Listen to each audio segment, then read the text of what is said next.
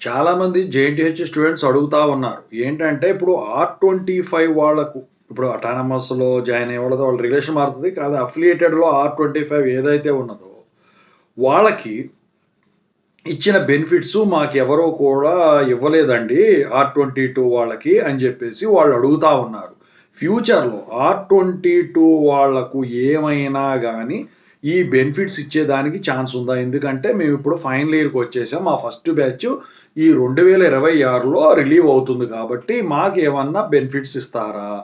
అని చెప్పేసి అడుగుతా ఉన్నారు. దాని గురించి చెప్పదలిచాను. ముందుగా అయితే ఇంతవరకు ఈ ఛానల్ సబ్స్క్రైబ్ చేసుకోని వాళ్ళు సబ్స్క్రైబ్ చేసుకొని ఈ వీడియోని లైక్ చేసి షేర్ చేయండి. మీకేమన్నా డౌట్స్ ఉన్నట్టయితే కాల్ మీ 4 ద్వారా కాల్ చేయండి. Telugu engineering education Telegram channel join అవ్వండి.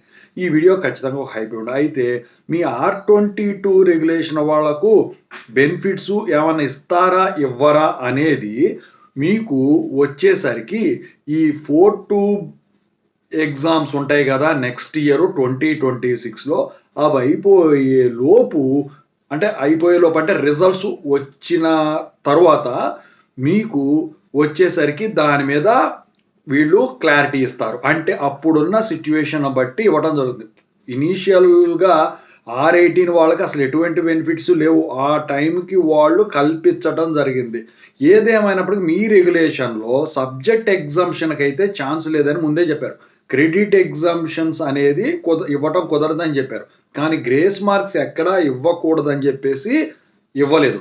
అయితే ఇక్కడ ఏంటంటే అప్పుడున్న పరిస్థితులు ఎక్కువ మంది స్టూడెంట్స్ కనుక ఉంటే అప్పుడు ఏమన్నా ఇచ్చేదానికి ఛాన్స్ ఉంటుంది. ఎందుకంటే పాస్డ్ అవుట్సే ఎక్కువ ఇంపార్టెంట్ యూనివర్సిటీల వాళ్ళకు.